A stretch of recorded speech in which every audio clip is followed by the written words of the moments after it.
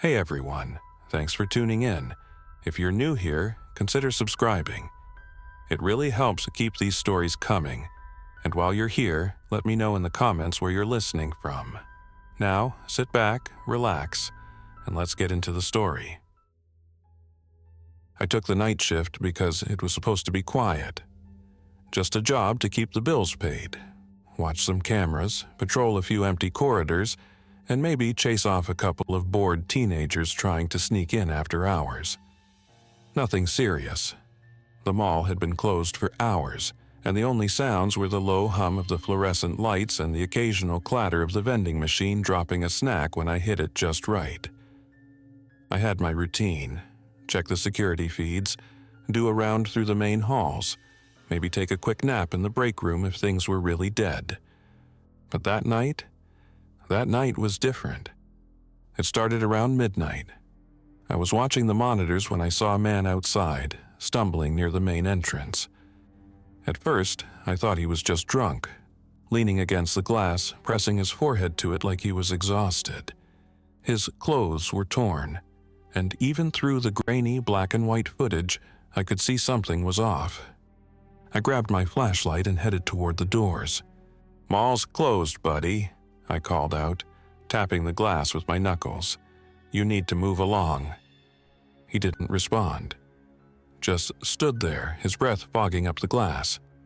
Then I noticed his hands, palms pressed against the doors, fingers twitching, like he was trying to grip something that wasn't there. And his mouth, it was moving, like he was whispering something. I reached for my radio. "Hey, Tony, you see this guy?" Tony was supposed to be on the second floor. No answer. "Tony, you there?" Static. I glanced back at the man outside, but he was gone. Just gone. 1 second he was there, the next he wasn't.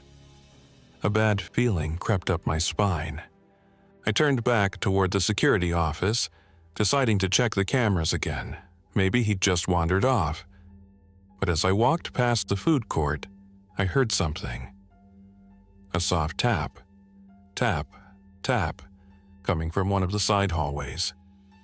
Footsteps. I shone my flashlight down the corridor, empty. Then the radio crackled. "Go, get out!" It was Tony. His voice was barely a whisper, distorted by static. "Tony?" I pressed the button. "What's going on? Where are you?" Silence. Then, crash.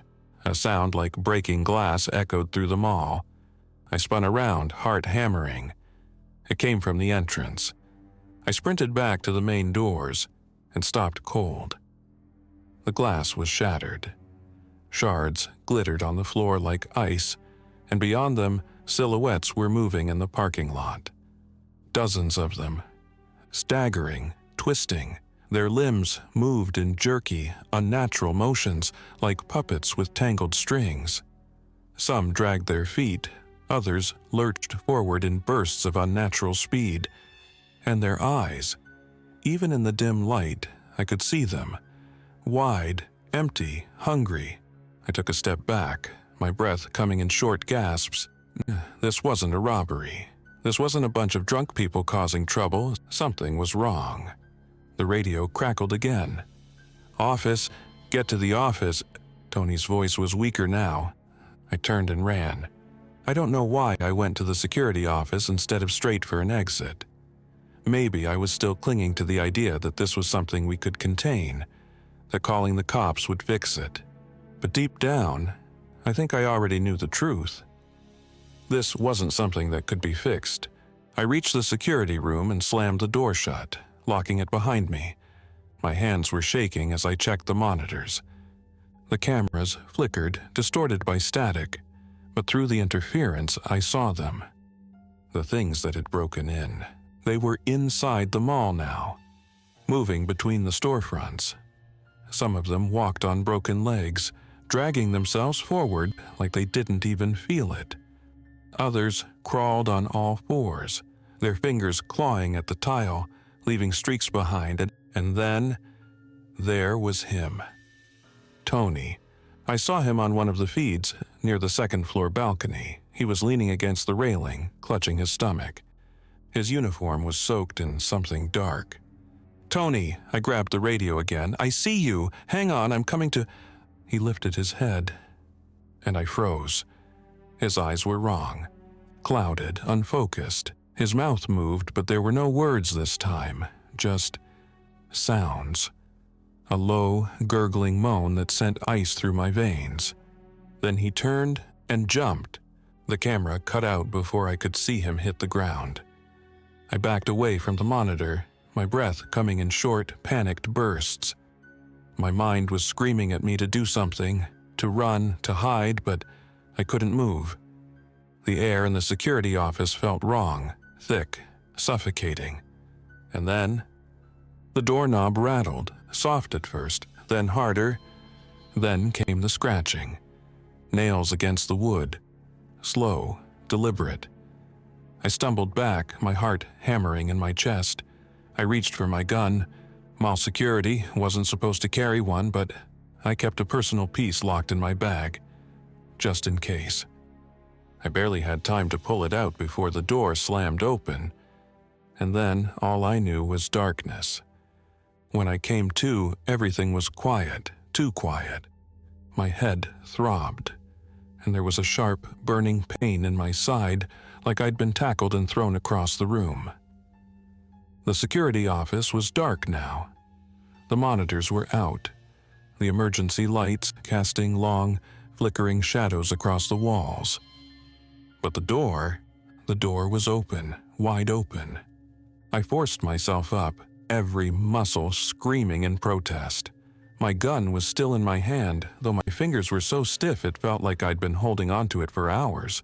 I listened, straining to hear anything over the pounding of my heart. Nothing. But that was almost worse. The silence didn't feel empty, it felt watched. I peeked out into the hallway. The mall was a different place now. The pristine floors were streaked with something dark, and broken glass crunched under my boots as I moved.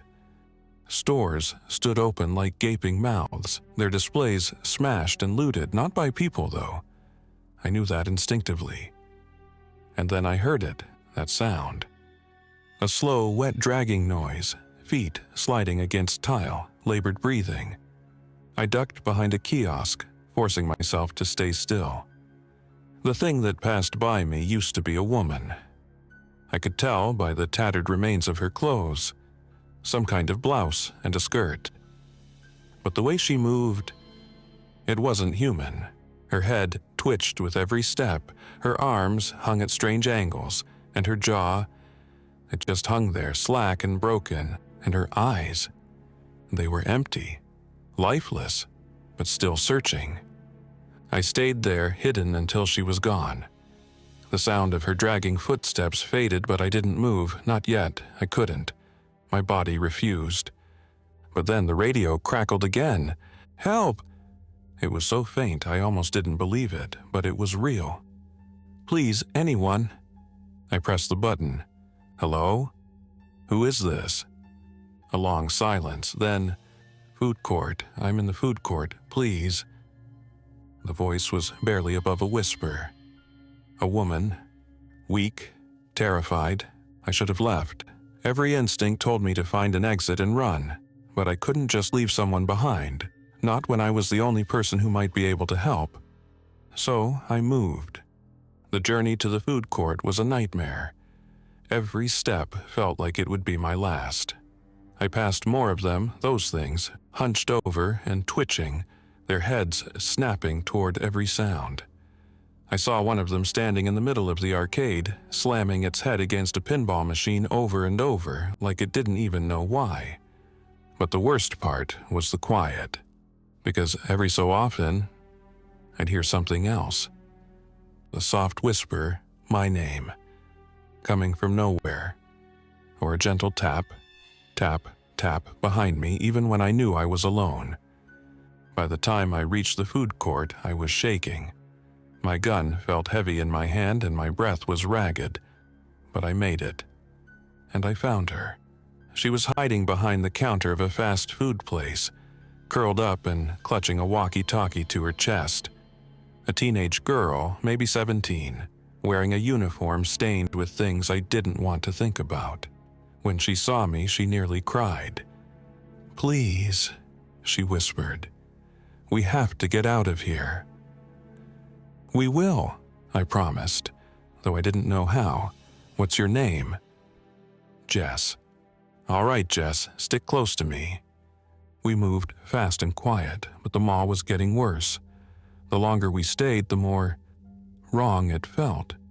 The lights flickered more, the air got heavier, and the whispers, they grew louder. At one point, Jess grabbed my arm, her eyes wide with fear. "Do you hear that?" she whispered. I did. It was knocking. Slow, steady knocks coming from inside one of the closed stores. I kept walking. We reached an emergency exit, but when I pushed on the door, it didn't budge. Locked. And the sound of footsteps, lots of them, started to echo behind us. "They're coming," Jess whimpered. I turned, gun raised. The hallway stretched into darkness, but I could hear them, shuffling, moaning. The click of teeth snapping together. We ran. But they were fast, faster than they should have been. By the time we reached the escalators, they were spilling into the food court behind us. Dozens of them, maybe more. "Upstairs," I yelled, pulling Jess toward the escalator. We climbed, but they were following, climbing over each other in a frenzy. I fired into the crowd, but it barely slowed them down. The sound only drew more. At the top, we ran toward the department store. It was our last chance. If we could get to the loading dock, maybe we'd find a way out. But then Jess screamed. I turned just in time to see a figure step out from the shadows. Tony, or what was left of him. His head lolled to one side, his mouth twisted into a horrible broken grin. His eyes, those cloudy, lifeless eyes, locked onto me. And then he ran. I didn't think, just pulled the trigger. The shot echoed through the mall. Tony stumbled, but he didn't stop. I fired again, and this time he went down. But the sound, it brought them all. They poured up the escalators, shrieking and wailing. There was no way out. "Here!" Jess yanked on my arm, dragging me toward a maintenance closet. We barely made it inside before I slammed the door shut and locked it. Outside, the hallway filled with them, clawing at the walls, pounding on the door. The sound was deafening. Jess was sobbing. I slid down the wall, gun in my lap, knowing we wouldn't last much longer. But then, the radio crackled one last time. "Roof, service stairs, hurry!" I didn't recognize the voice, but we didn't have a choice. We ran. The service stairs were behind the department store, and somehow, we made it without being seen. We climbed, every step an eternity, until we burst out onto the roof. A helicopter hovered above the parking lot, searchlights sweeping the asphalt. We ran toward the edge, waving and screaming, and they saw us. The rope ladder unfurled. Jess climbed first. I waited, covering her as the door below us burst open and those things spilled onto the roof. I climbed, their fingers scraping my boots. But we made it. As the helicopter rose, I looked down at the mall one last time. The parking lot was full of them now, hundreds, maybe thousands. And in the center, I swear I saw Tony, just standing there, watching me, and smiling. We survived the first 12 hours, but I don't think this is over. Thanks for listening. If you enjoyed this story, don't forget to like and subscribe. Your support keeps these creepypastas coming. Until next time, stay alert, stay safe, and never ignore the feeling that something is watching.